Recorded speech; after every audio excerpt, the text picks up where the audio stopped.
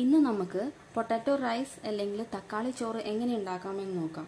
അതിന് വേണ്ട main ingredients എന്നൊക്കെ പറഞ്ഞാൽ ഇതൊക്കെയാണ്. ഞാൻ 2 തക്കാളി എടുത്തിട്ടുണ്ട്. 2 വലിയ തക്കാളി അരിഞ്ഞു വെച്ചതാണ്.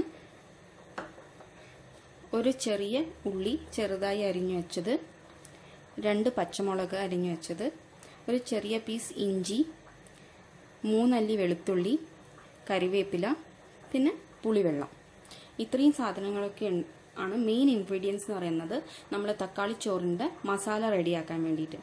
ഇനി ബാക്കി ഇതിൽ എന്തൊക്കെ മസാല പൊടികളാണ് ആഡ് ചെയ്യേണ്ടതെന്നുള്ളത് ഞാൻ ഉണ്ടാക്കുന്ന സമയത്ത് പറയാം. മസാല ആക്കുന്നതിന് മുന്നേ നമുക്ക് നമ്മുടെ റൈസ് റെഡിയാക്കണം. അത് നമ്മൾ സാധാരണ എടുക്കുന്ന ഏത് റൈസാണോ ഏത് അരിയാണോ ആ അരി തന്നെ നിങ്ങൾക്ക് ഉപയോഗിക്കാം. മട്ട അരിയൊന്നും ഉപയോഗിക്കരുത്. അതിന് പകരം കുറച്ച് നീളമുള്ള അരിയില്ലേ, പൊന്നി അല്ലെങ്കിൽ ബസ്മതി, ഇങ്ങനത്തെ അരികൾ ഉപയോഗിച്ചാലാണ് ടൊമാറ്റോ റൈസിന് കുറച്ചും കൂടി ടേസ്റ്റ് ഉണ്ടാവുക. അപ്പം നമ്മുടെ ചോറ് ആദ്യം ഉണ്ടാക്കാൻ വെക്കണം. അത് ആവുമ്പോഴേക്കും നമുക്ക് നമ്മളുടെ മസാല റെഡിയാക്കാം. അപ്പം നമ്മുടെ ചോറ് റെഡിയായിക്കൊണ്ടിരിക്കുകയാണ്. ഈ സമയം നമുക്ക് നമ്മളുടെ മസാല എങ്ങനെ റെഡിയാക്കാമെന്ന് നോക്കാം. ആദ്യം ഒരു പാൻ ചൂടാക്കാൻ വെക്കുക. അത് ചൂടായതിന് ശേഷം ഒരു 2 ടേബിൾ സ്പൂൺ എണ്ണ ഒഴിച്ചു കൊടുക്കാം.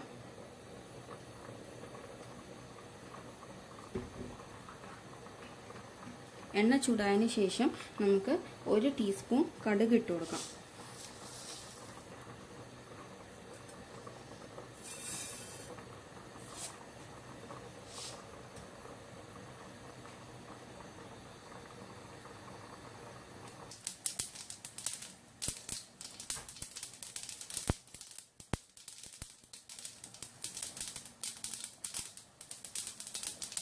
കടുക് പൊട്ടിക്കാൻ തുടങ്ങി. അപ്പോൾ നമ്മളുടെ കറിവേപ്പില ഇട്ട് കൊടുക്കാം.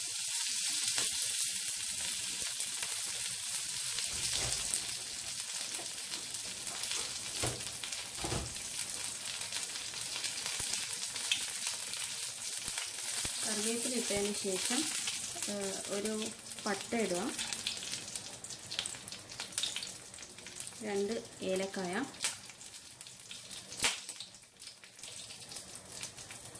പിന്നെ ഗ്രാമ്പൂ, ജീരകം, കുരുമുളക്.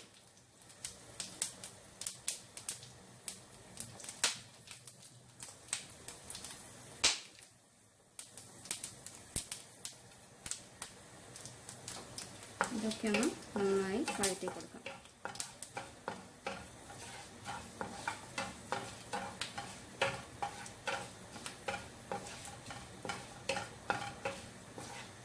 ഇതിനുശേഷം ഇതിലേക്ക് നമ്മുടെ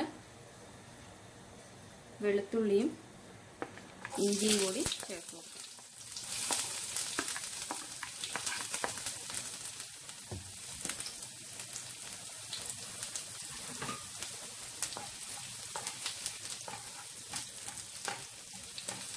വെളുത്തുള്ളി ഇഞ്ചിയുടെ ലൈറ്റ് ബ്രൗൺ കളർ അടിക്കുമ്പോൾ നമുക്ക് നമ്മളുടെ ഉള്ളി ചേർത്ത് കൊടുക്കാം.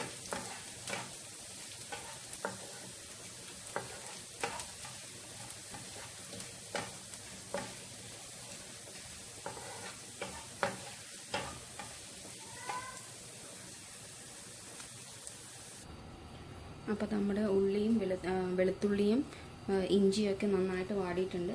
ഇനി ഇതിലേക്ക് നമ്മൾ ഉള്ളി ഇട്ട് കൊടുക്കാം. മുറിച്ച് വെച്ച ഉള്ളി ഇട്ട് കൊടുക്കാം.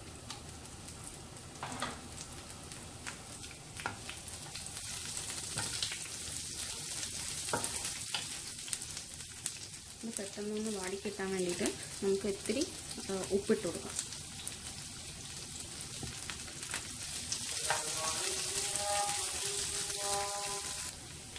നമ്മുടെ ഉള്ളി ചെറുതായി വാടി തുടങ്ങി ലൈറ്റ് ബ്രൗൺ കളർ അടിച്ച് തുടങ്ങിയിട്ടുണ്ട്. ഇനി ഇതിലേക്ക് നമ്മൾ മുറിച്ച് വെച്ച തക്കാളി കൂടി ആഡ് ചെയ്ത് കൊടുക്കുക. തക്കാളിയും പച്ചമുളകും ഒരുമിച്ച് തന്നെ ആഡ് ചെയ്ത് കൊടുക്കുക.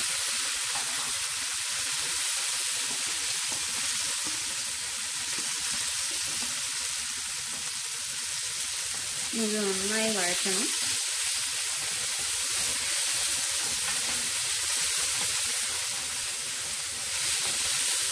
തക്കാളി പീസായി ഒന്നും കിടക്കരുത്. നന്നായിട്ട് വഴറ്റി ഒരു പേസ്റ്റ് പരുവത്തിലാവണം. അതുവരെ നമുക്കിതിനെ വഴറ്റി കൊടുക്കാം.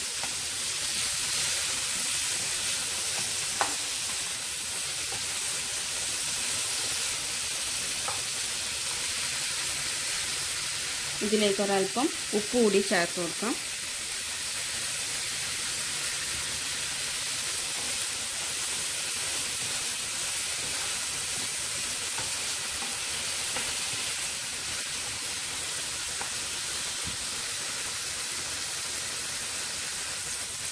തക്കാളി കുറച്ചൊന്ന് ആയിക്കഴിഞ്ഞാൽ നമുക്ക് ഇതിലേക്ക് ഒരല്പം 1/4 ടീസ്പൂൺ മഞ്ഞൾപ്പൊടി ആഡ് ചെയ്ത് കൊടുക്കാം.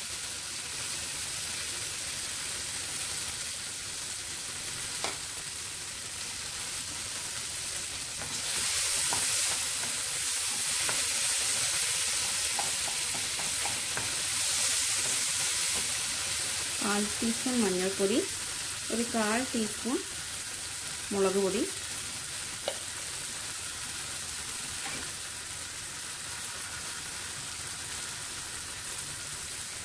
1 ടീസ്പൂൺ മല്ലിപ്പൊടി, 2 ടീസ്പൂൺ മല്ലിപ്പൊടി. ഇത് നന്നായിട്ട് ഇതിലേക്ക് മിക്സ് ചെയ്ത് കൊടുക്കാം.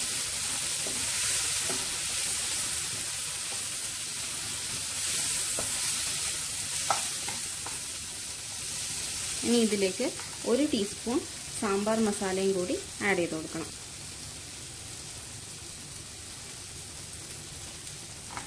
പിന്നെ നിങ്ങളുടെ രുചിക്കനുസരിച്ച് ഉപ്പും, 1/4 ടീസ്പൂൺ ഉപ്പ്. ഇതൊക്കെ കൂടി നന്നായിട്ട് മിക്സ് ചെയ്യാം.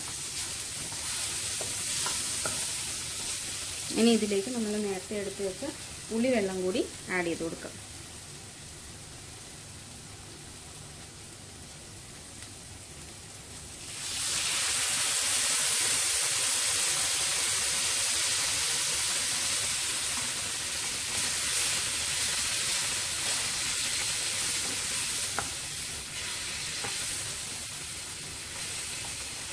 ഇനി ഇത് നന്നായിട്ടൊന്ന് വഴറ്റി കൊടുക്കുക.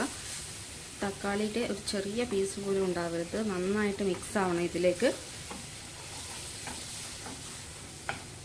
ഇതിലേക്ക് നമുക്ക് ഒരല്പം വെള്ളം കൂടി ചേർത്ത് കൊടുക്കാം.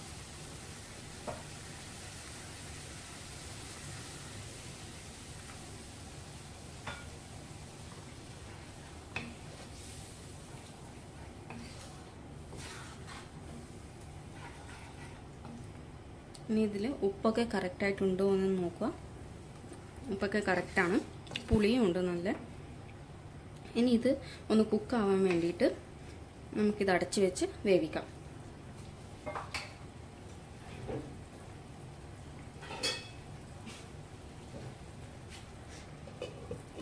ലോ ഫ്ലെയിമിലിട്ട് വേവിച്ചാൽ മതി. ഒരു 5 മിനിറ്റ് വേവാൻ വെക്കുക. അതിനുശേഷം നമുക്ക് നോക്കാം. അപ്പം നമ്മുടെ മസാലയൊക്കെ ഏകദേശം റെഡി ആയിട്ടുണ്ട്. എല്ലാം നല്ലോണം വെന്തു. പക്ഷേ നമുക്ക് ഇത്രയും വെള്ളത്തിൻ്റെ ആവശ്യമില്ല. അപ്പം നമുക്കിത് കുറച്ച് തിക്കായിട്ടുള്ള ഗ്രേവിയാണ് ആവശ്യം.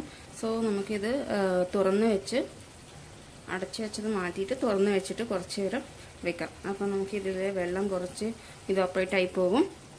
അതിനുശേഷം നമുക്ക് നമ്മുടെ റൈസ് ഇതിലേക്ക് ആഡ് ചെയ്ത് കൊടുക്കാം.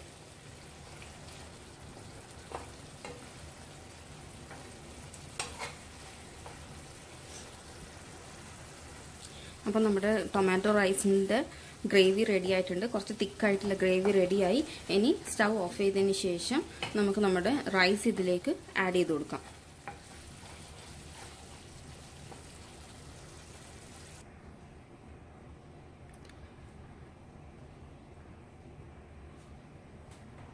ഇനി ഇത് നന്നായി മിക്സ് ചെയ്ത് കൊടുക്കാം.